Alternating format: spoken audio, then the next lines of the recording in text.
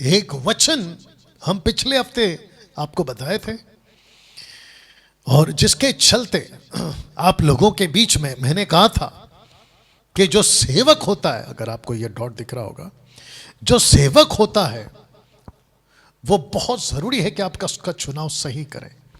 Okay, एक सेवक का चुनाव अगर आपने सही नहीं किया तो दिक्कत हो जाएगी। और एक सही सेवक का चुनाव करने के लिए आपको सबसे पहला तय करना है इस वचन के हिसाब से, जो कि ऊपर अगर आपको दिख रहा होगा, पॉज करके बाद में पढ़ लीजिएगा। Matthew chapter 3 verse 12। Matthew chapter 3 verse 12 आपके लिए पहले पढ़ देता हूं, उसके बाद आपसे बात करूंगा, ठीक है ना? या आवाज भी ठीक है? बहुत ध्यान से सुनिएगा। उसका सूप उसके हाथ में है। यीशु की बात हो रही है। वह यानी यीशु अपना खलिहान अच्छी रीति से साफ करेगा। अपने गेहूं को तो खत्ते में इकट्ठा करेगा, परंतु भूसी को उस आग में जलाएगा जो बुझने की नहीं। अगर आपको ये मेरा लाइट दिख रहा होगा, मुझे नहीं पता कि आपने पहले कभी इस वचन को पढ़ा या नहीं पढ़ा। पास्टर्स, अगर आप देख रहे हैं, बहुत जरूरी है ये वीडियो आपके लिए। चर्च के मेंबर्स, अगर आप देख रहे हैं, बहुत जरूरी है ये आपके लिए। और वो सभी जो खुद को मसीह कहते हैं, किसी ना किसी चर्च से आप जुड़े हैं, ये वीडियो आपकी जिंदगी बदल देगी। जी हां, अभी जो देख रहे हैं, डैनियल भाई, इस मत्ती 3:12 में यीशु कहना क्या चाह रहे थे यूहन्ना के द्वारा, और उसको आज 21वीं सदी में हम कैसे पढ़ें? यहां पे सिर्फ 2 शब्द पे फोकस करिए। एक है गेहूं और दूसरा है भूसी या भूसा। गेहूं, जब यूहन्ना इसको लिख रहा है तो उसका इशारा गेहूं पे नहीं है, उसका इशारा गेहूं जैसे लोगों पर है, गेहूं जैसे सेवकों पर है, गेहूं जैसे प्रचारकों पर है।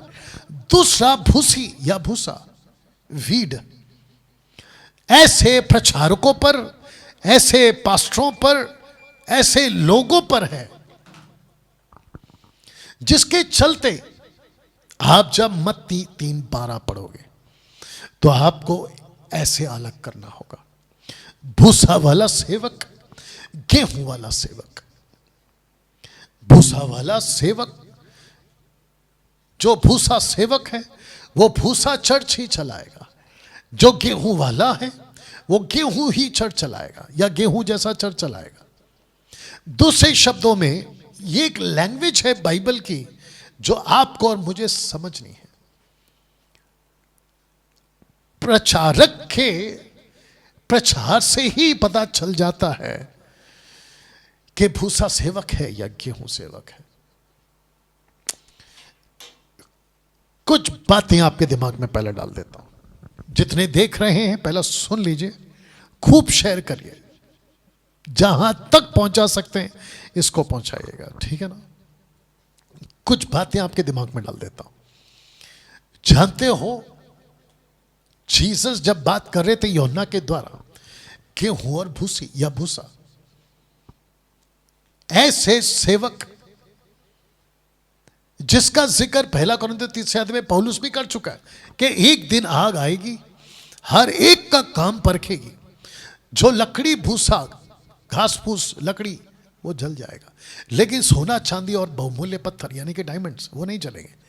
ऐसी मिनिस्ट्री की बात पौलुस भी कर चुका है। कनेक्शन बिल्कुल सेम है।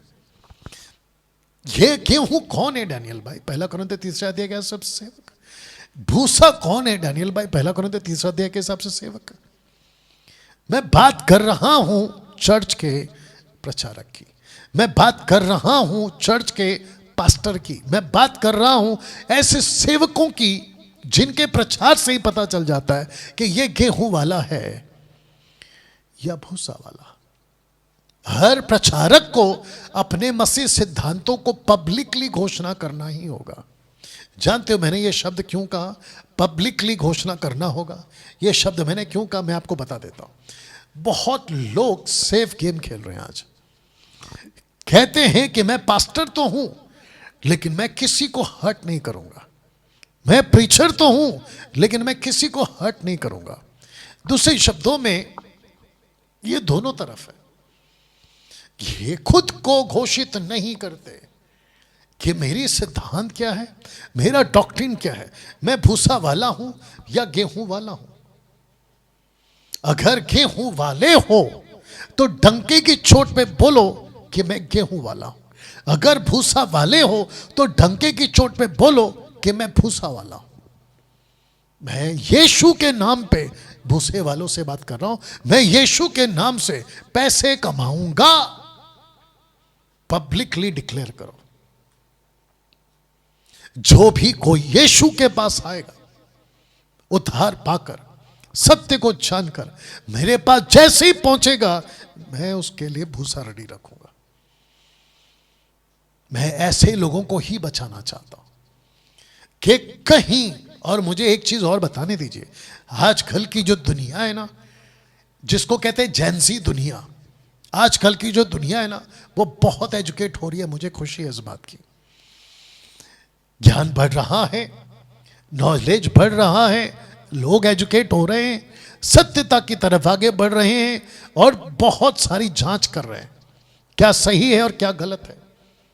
मुझे इस बात की खुशी, एक तरफ ये हो रहा है।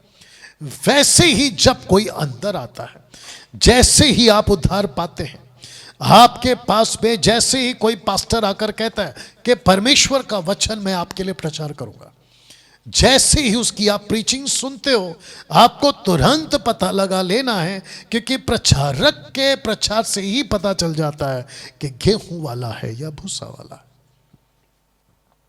अगर आपको कोई भी चीज, मैं आपको मेरी बात बता दूं, 93 में मैंने अपना जीवन प्रभु को दिया। एक ऐसा चर्च जो मेरे रिलेटिव्स थे जो जाते थे वहां पर, वो मुझे वहां पर लेकर गए। पेंटिकॉस्टल चर्च था वो, मुझे वहां लेकर गए। मैंने वहां पे कुछ ऐसी एक्टिविटीज देखी जो वचन से मैच नहीं कर रही थी। याद रखिए, मुझे मात्र आए 3 या 4 महीना हो गए थे प्रभु में, जिसको कहते हैं ना बिल्कुल बेबी क्रिश्चियन था मैं। मैंने वहां की कुछ हरकतें देखी और मैंने कम से कम, अगर मैं गलत नहीं हूं याददाश्त के हिसाब से, 15 से 16 लेटर्स मैंने लिख डाली और मैंने कहा, मेरी जो भी हिंदी मुझे आती थी उन दिनों में, मैंने कहा आपके चर्च में जो एक्टिविटीज हो रही है वो भूसा टाइप है और मुझे इसमें से मैच नहीं मिलता, मुझे दिखता नहीं है वो चीज। आप बोलते कुछ हैं, करते कुछ हैं, यहां लिखा कुछ है, आप हरकतें कुछ और हैं। जानते हो क्या किया उन्होंने? मेरा हाथ पकड़कर मुझे चर्च से बाहर निकाल दिया। वाह, 93 की बात कर रहा हूं।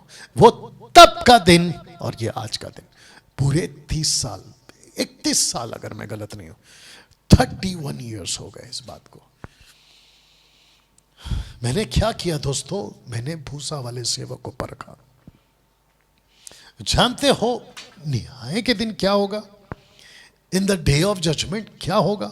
On the day of judgement आप में से बहुत लोग कहोगे कि प्रभु मेरा नाम जीवन की पुस्तक में क्यों नहीं है, जबकि मैं पत्थरों की सृष्टि की जितनी भी चीजें उसकी आराधना करता था, मैंने छोड़ दिया। मैं किसी प्रकार का नशा, किसी प्रकार का पाप नहीं करता था, उसके बावजूद मेरा नाम जीवन की पुस्तक में क्यों नहीं है? तब प्रभु बिल्कुल साफ कहेगा, क्योंकि जिसके पीछे तुम चलते थे, जिसको तुमने मेंटर बनाया था, जिसको तुमने पास्टर बनाया था, जिसको तुमने अपना आत्मिक पापा और मम्मी बनाया था, वो भूसा वाला था। अब आप सोच के देखिए कि मत्ती के 3:12 में यूहन्ना यीशु के बारे में ऐसी बात, वो भी पहला अपीयरेंस, जिसको कहते हैं एंट्री ही हो रही है यीशु की, जिसको कहते हैं अभी तो उन्होंने शुरुआत भी नहीं किया, उनका पहला कदम था यरदन नदी में बपतिस्मा लेने के लिए। देखते ही कहा कि इसका सूप इसके हाथ में है और ये भूसी को बर्दाश्त नहीं करेगा, उसी दिन कह दिया। कुछ लोग कहते हैं कि डैनियल भाई आपकी प्रीचिंग बहुत जजमेंटल है। मेरे अंदर जो बैठा है ना वो यीशु ही है, वो ऐसी ही बात करेगा। हाँ, मेरे अंदर वो आत्मा नहीं है जहां पे प्यार की लड्डू की बातें भले तुम कितनी भी गलत हो, सबको खुश रखो, ऐसा वाला पास्टर मैं नहीं हूं। और मुझे खुशी है कि 2014 से मैंने खुद को बदला है। मैं इनके बीच में ही रहता था, भूसे वालों के। अभी कुछ लोग देख भी रहे होंगे वो भूसे वाले, मैं उनके बीच में से ही बाहर निकला हूं। और जिसके चलते कुछ लोग कहते हैं आपकी प्रीचिंग बाकियों की तरह क्यों नहीं है। नहीं होगी भाई, जैसे यीशु की प्रीचिंग बाकियों की तरह नहीं होती थी, नहीं होती थी। एक सेकंड दीजिए।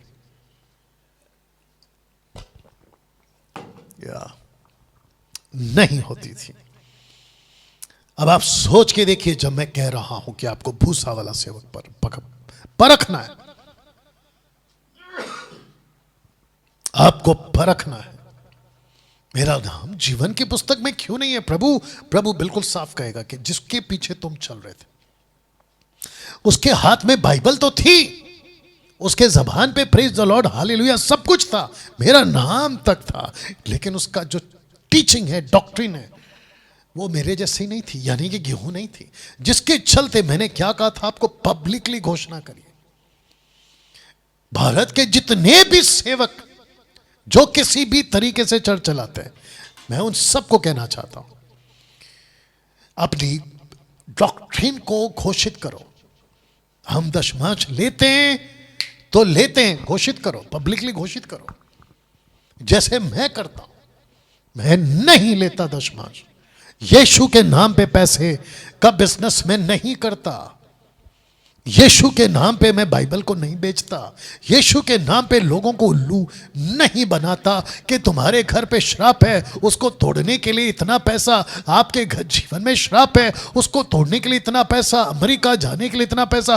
बकवास, ऐसे किसी प्रकार की बातों को मैं नहीं बोलता। मैं घोषित कर चुका हूं पब्लिकली कि हम क्या मानते हैं और क्या नहीं मानते। तो जिसके चलते मैंने कहा था पिछले हफ्ते कि जो आपका पास्टर है, जिसको कहते गेहूं या भूसा वाला, दोनों में से कोई भी, उसकी प्रीचिंग से, देख लीजिए फिर पीछे जा रहा हूं, उसकी प्रीचिंग से ही पता चल जाएगा, प्रचार से ही पता चल जाएगा कि गेहूं वाला है कि भूसा वाला है।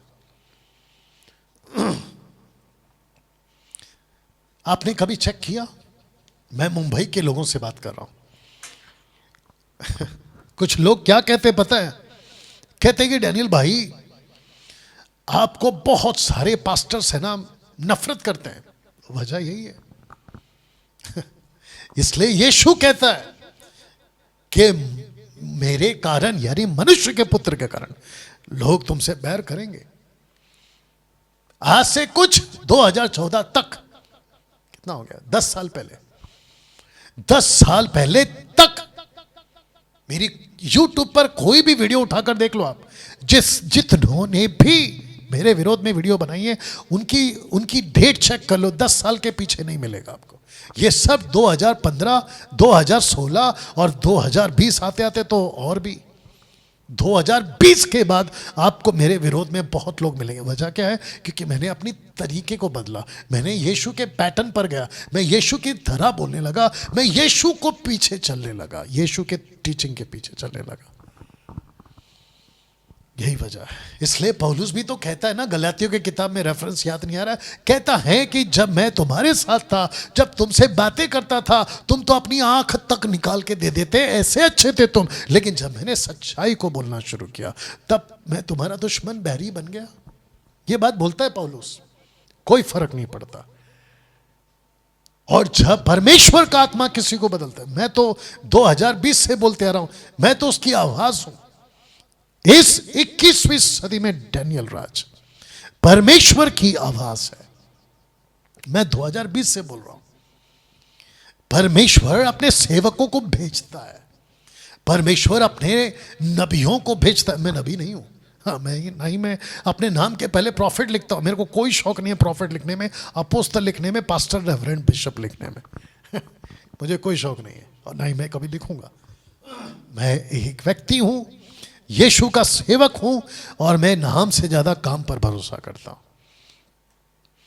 2020 में बता चुका था और 2020 से आज तक तकरीबन लगभग आप देख लीजिएगा कि कितना वक्त बीत गया है।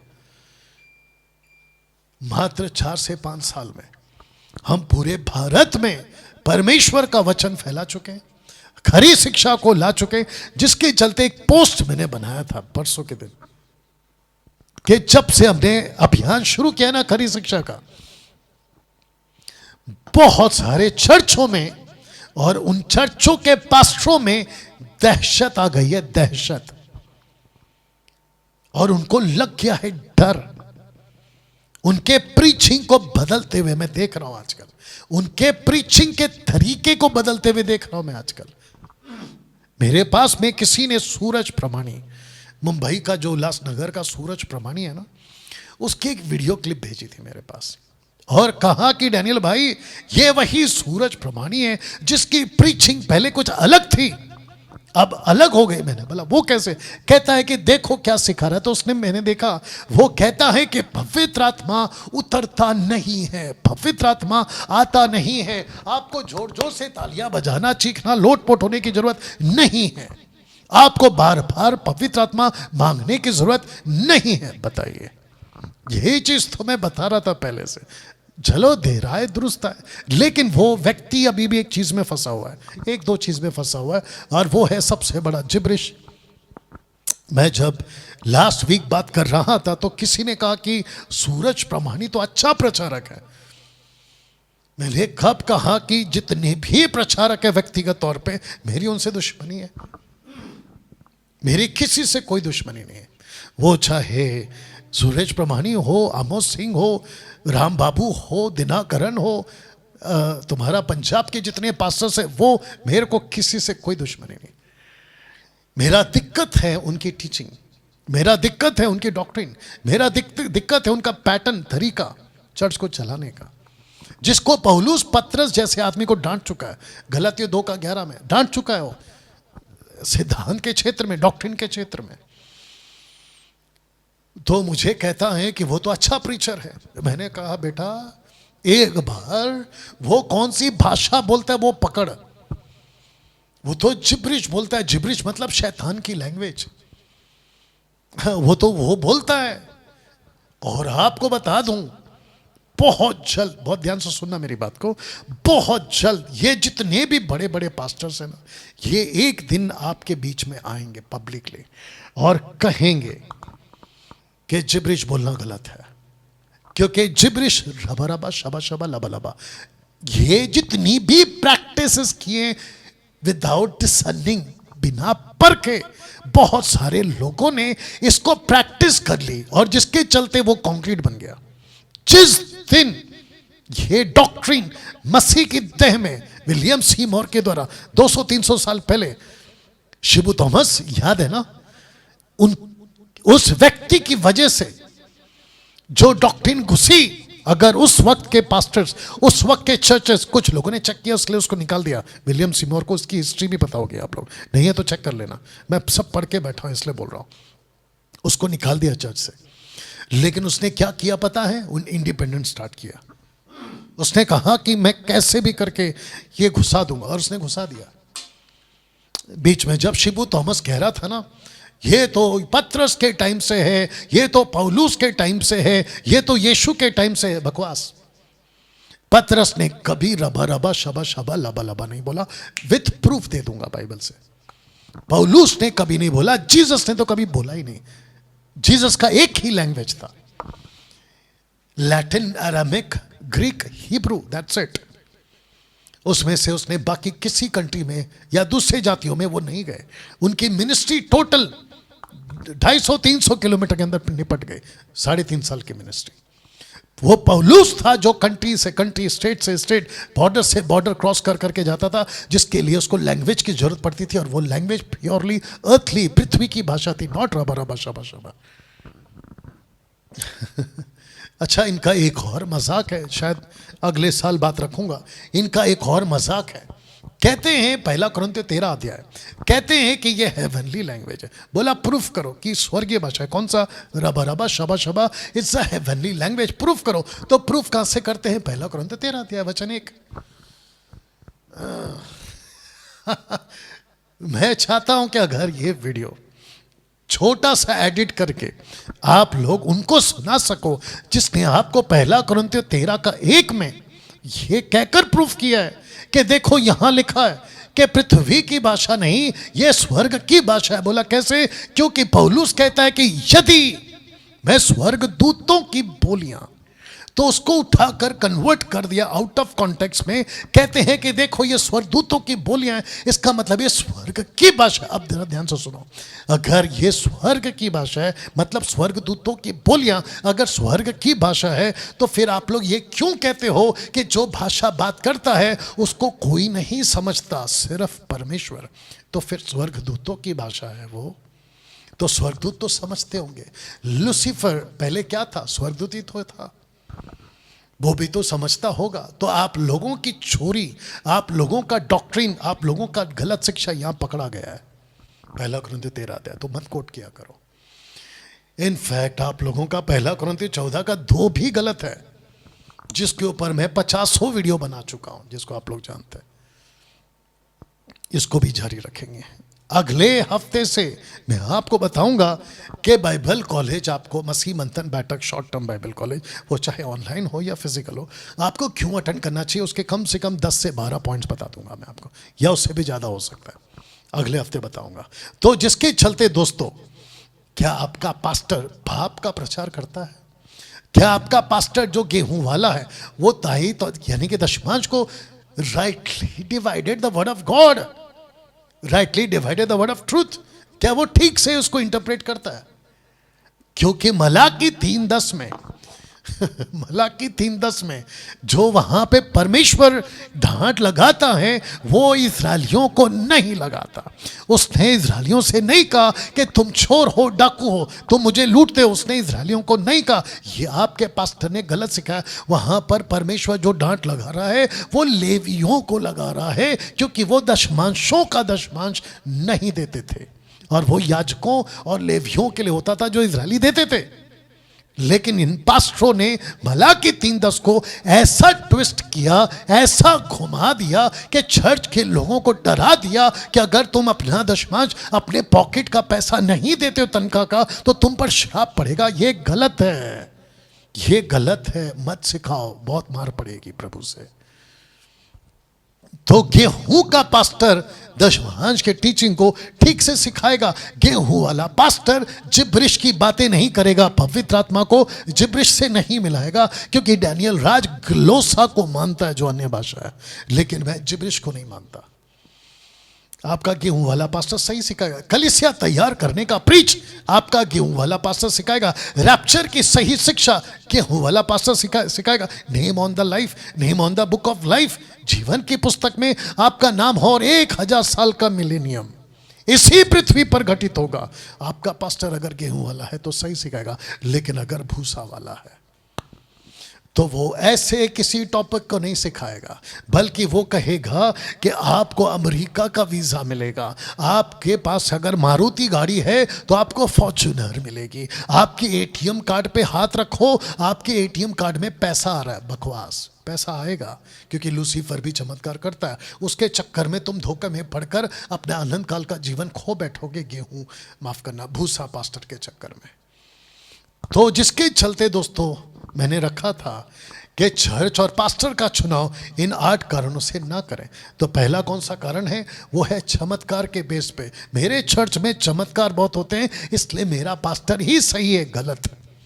चमत्कार के बेस पे आपको पास्टर का चुनाव नहीं करना है या चर्च का चुनाव नहीं करना है, अच्छा लगता है मुझे, वहाँ की वर्शिप बड़ी अच्छी है, वहाँ का म्यूजिक बड़ा अच्छा है, वहाँ का पास्टर बहुत अच्छा बात करता है, कानों को खुजली मिटाने वाला प्रीच करता है, ना कि टोचने वाला, तो मेरा अच्छा लगता है चर्च में, इसलिए मैं जाता हूं। इसके बेस पे चुनाव ना करें। आशीष की बात होती है वहां पर छुटकारे की बात होती है, वहां पर जो है परिवार क्योंकि जाता है इसलिए मुझे भी जाना पड़ता है, दोस्त ने कहा इसलिए मैं जाता हूं, पति कहता है इसलिए मैं जाती हूं या जाता हूं, भावुकपन होकर इमोशनली मैं जब जाता हूं तो मुझे बड़ा सुकून मिलता है, शांति मिलती है। उसके बेस पे चर्च और पास्टर का चुनाव ना करें, शिक्षा के आधार पर चुनाव करें। क्या वहां की टीचिंग सही है?